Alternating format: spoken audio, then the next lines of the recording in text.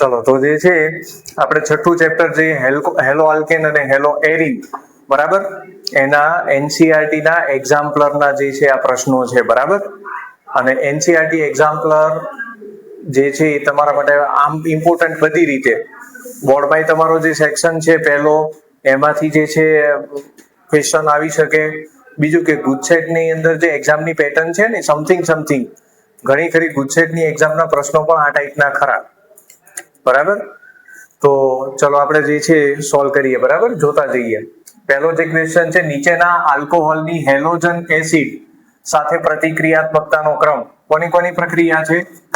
આલ્કોહોલની પ્રક્રિયા halogen acid એટલે HCl. કઈ કસોટી થાય? લ્યુકાસ કસોટી, બરાબર. એટલે આ જે આપણે આલ્કોહોલમાંથી હેલો આલ્કેન બનાવવાની જે 6 રીતો હતી ને, એમાં પહેલી જે રીત આપી છે આલ્કોહોલની હેલોજન એસિડ સાથેની પ્રક્રિયા. હેલોજન એસિડ એટલે HCl અથવા HBr અથવા HI, આ બધા હેલોજન એસિડ થાય. અને ખનિજ એસિડ પણ કહી શકાય, બરાબર. ઓકે, તો આમાં આલ્કોહોલની પ્રતિક્રિયાત્મકતાનો ક્રમ શું થાય? તો આલ્કોહોલની પ્રતિક્રિયાત્મકતાનો ક્રમ થાય 3 degree, 2 degree, 1 degree. That means કે 3 ડિગ્રી આલ્કોહોલમાં જે છે રિએક્શન કેવી હશે? ફાસ્ટર, ઝડપી, બરાબર. ચલો તો ઓપ્શન જે આપ્યા છે એમાં જુઓ. પહેલો જે ઓપ્શન છે પ્રોપેનોલનો ઓપ્શન છે. આ કયો આલ્કોહોલ થયો? 1 ડિગ્રી. ચલો અહીંયા જે છે આલ્કોહોલ છે 2 ડિગ્રી. ચલો ઓપ્શન સી માં જે આલ્કોહોલ છે કયો છે? 3 ડિગ્રી. તો સૌથી ફાસ્ટર રિએક્શન શેમાં થશે? સી માં, પછી બી માં, પછી એમાં. એટલે જે છે રિએક્શનનો જે ઓર્ડર છે એ શું થશે? રિએક્ટિવિટી ઓર્ડર શું થશે? C greater than B greater than એ. છે આવો ઓપ્શન? ક્યાં છે ઓપ્શન? બી. તો એ આન્સર થયો. ઉતર્યું કે નહીં મગજમાં? બરાબર. ચાલો બીજો જે છે ક્વેશ્ચન, એમાં ધ્યાન આપો. ચલો બીજા ક્વેશ્ચનમાં શું કે છે? નીચે પૈકી કયો આલ્કોહોલ ઓરડાના તાપમાને, શબ્દ યાદ રાખો, કયો? ઓરડાના તાપમાને સાંદ્ર HCl સાથે પ્રક્રિયા કરી અનુવર્તી આલ્કાઇલ ક્લોરાઇડ આપે છે, બરાબર. એનસીઆરટી માં જે છે ડિસ્ક્રિપ્શન આપ્યું છે પ્રક્રિયાનું, જોજો. એમ કે છે કે 3 ડિગ્રી આલ્કોહોલ, આપણે જે આ આલ્કોહોલની પ્રક્રિયા કરીએ છીએ ને ROH + HCl, એમાં આપણે એક ઉદ્દીપક વાપરવો પડે છે, નિર્જળ ZnCl2. લ્યુકાસ કસોટીમાં આપણે કયો ઉદ્દીપક વાપરીએ છીએ? ZnCl2, બરાબર. પણ જો 3 ડિગ્રી આલ્કોહોલની પ્રક્રિયા આપણે કરીએ તો ZnCl2 ઉદ્દીપકની જરૂર પડતી નથી. ઓરડાના તાપમાને ખાલી અને સામાન્ય ગરમ કરો તો પણ એ નિપજમાં ફેરવાઈ જાય છે. સમજી ગયા? ચલો ખ્યાલ આવી ગયો. તો આમાં ઓરડાના તાપમાને કયો આલ્કોહોલ પ્રક્રિયા આપશે? જે 3 ડિગ્રી આલ્કોહોલ હશે એ આપશે. ચલો આ પહેલો ઓપ્શન છે, કયો આલ્કોહોલ છે? 1 ડિગ્રી, એટલે એ જવાબ ન થાય આપણો.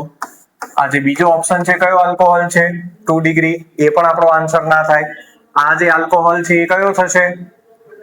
1 ડિગ્રી થયા, એટલે આ પણ આપણો આન્સર નથી. ઓપ્શન ડી જે છે એ કયો આલ્કોહોલ છે? 3 ડિગ્રી. તો 3 ડિગ્રી આલ્કોહોલમાં રિએક્શન એટલી ફાસ્ટર અને એટલી ઈઝીયર છે કે ખાલી એને HCl સાથે ગરમ કરો એટલે હેલો આલ્કેન નિપજમાં ફેરવાઈ જાય. તો આપણો આન્સર અહીંયા થશે ઓપ્શન ડી. ચલો સમજી ગયા? આગળ જે થર્ડ ક્વેશ્ચન છે એની વાત કરીએ. તો કે નીચેની પ્રક્રિયામાં સંયોજન Y આપણે ઓળખવાનું છે, બરાબર. ચલો અહીંયા આપ્યું છે આપણને બેન્ઝીન પર NH2, એટલે આ પ્રક્રિયા કયો થયો? એનિલિન. એનિલિનની NaNO2 + HCl સાથે પ્રક્રિયા 273 થી 278 કેલ્વિન તાપમાને, એટલે બેન્ઝીન ઉપર N2 + Cl-, બરાબર. એટલે આ બન્યો બેન્ઝીન ડાયએઝોનિયમ ક્લોરાઇડ. આનું નામ શું થાય? Benzene diazonium chloride. હવે આગળ એની Cu2Cl2 સાથે પ્રક્રિયા કરો, બરાબર. આ સેન્ડ-મેયર પ્રક્રિયા થઈ. કઈ પ્રક્રિયા થઈ? સેન્ડ-મેયર. તો ક્યુપ્રસ ક્લોરાઇડ સાથે પ્રક્રિયા કરો એટલે નિપજમાં શું મળે આપણને? ક્લોરોબેન્ઝીન અને N2, બરાબર. એઝો સમૂહ, એટલે નાઇટ્રોજનના જે બંને પરમાણુ છે N2 તરીકે દૂર થાય. તો અહીંયા Y + N2 તો અહીંયા આવી ગયો. Y ની જગ્યાએ શું આવે? ક્લોરોબેન્ઝીન. તો આપણો જે આન્સર થાય શું થાય? Option A, chlorobenzene. કઈ પ્રક્રિયા થઈ? આ કઈ પ્રક્રિયા થઈ? સેન્ડમેયર પ્રક્રિયા થઈ. યાદ રાખજો. Which reaction is this? Sandmeyer. ચાલો, ચોથો જે ક્વેશ્ચન છે એને ધ્યાનથી જુઓ. ટોલ્યુઇન હેલોજન સાથે આયર્ન ક્લોરાઇડ ની હાજરીમાં, આયર્ન ક્લોરાઇડ એટલે FeCl3, અહીંયા જે આયર્ન 3 ક્લોરાઇડ લખ્યું છે કયું સંયોજન થયું? FeCl3 લુઈસ એસિડ ઉદ્દીપક. બરાબર. ટોલ્યુઇન ની હેલોજન સાથે આયર્ન ક્લોરાઇડ ની હાજરીમાં ઓર્થો અને પેરા હેલો સંયોજન આપે છે. તો આ પ્રક્રિયા કઈ છે? બોલો, યાદ કરો. તો બહુ ઈઝી છે. જો આને રિએક્શન લખો. બરાબર. તો ટોલ્યુઇન એટલે બેન્ઝીન ઉપર CH3.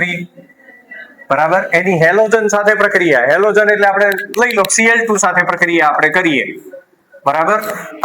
કોની ઉદ્દીપકની હાજરીમાં? FeCl3 ઉદ્દીપકની હાજરીમાં. બરાબર. FeCl3 મેં કીધું એમ લુઈસ એસિડ ઉદ્દીપક છે.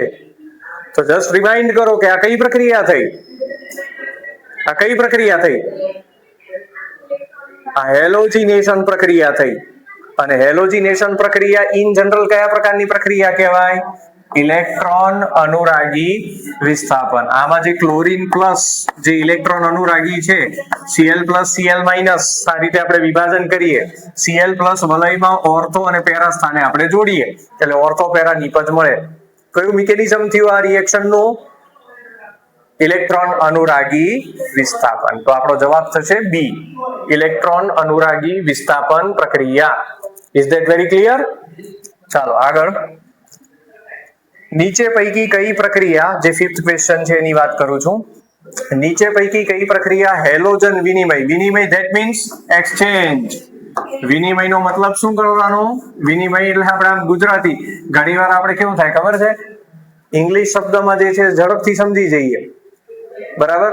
પણ પ્યોર ગુજરાતી વર્ડ હોય એમાં આપણને ભેગું ના થાય. તો સમજી લો, વિનિમયનો મતલબ એક્સચેન્જ.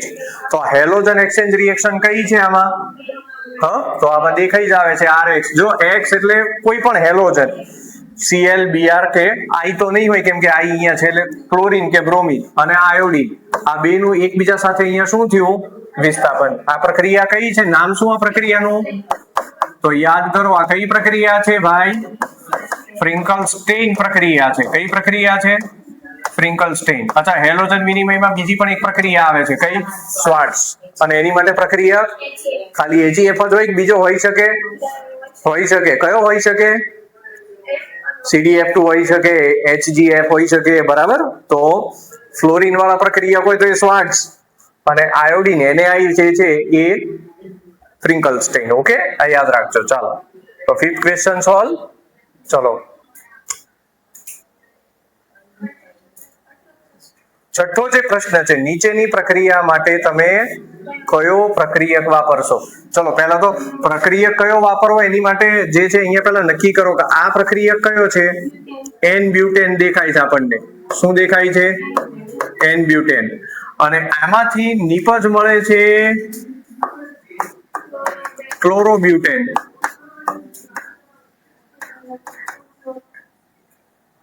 બરાબર, સમજાય છે? અને બીજી નિપજ કઈ મળે છે? તો કે આ બીજી નિપજ મળે છે 2-ક્લોરોબ્યુટેન. ચલો, બરાબર, ધ્યાનથી જુઓ. પ્રક્રિયક શું લીધો આપણે? Butane, normal butane, N butane. એમાંથી આપણને ક્લોરોબ્યુટેન અને 2-ક્લોરોબ્યુટેન આ બે નિપજ મળી. તો આ કઈ પ્રક્રિયા થઈ? આ કઈ પ્રક્રિયા થઈ? આ હેલોજિનેશન થયું. કયું હેલોજિનેશન? મુક્ત મૂલક હેલોજિનેશન. એરોમેટિક સંયોજનમાં એ હેલોજિનેશન આવે. આપણે અગાઉ જે પ્રશ્ન આવ્યો FeCl3 ની હાજરીમાં, એ એરોમેટિક હેલોજિનેશન હતું. એ કઈ પ્રક્રિયા હતી? કયું મિકેનિઝમ હતું? એ ઇલેક્ટ્રોન અનુરાગી વિસ્થાપન હતું. અહીંયા જે વાત થાય છે એરોમેટિકની નથી થતી. અહીંયા શેની વાત છે? એલિફેટિકની. એટલે આ જે પ્રક્રિયા છે એ મુક્ત મૂલક હેલોજિનેશન, મુક્ત મૂલક ક્રિયાવિધિથી આ પ્રક્રિયા થાય એટલે આને આપણે નામ શું આપીએ છીએ?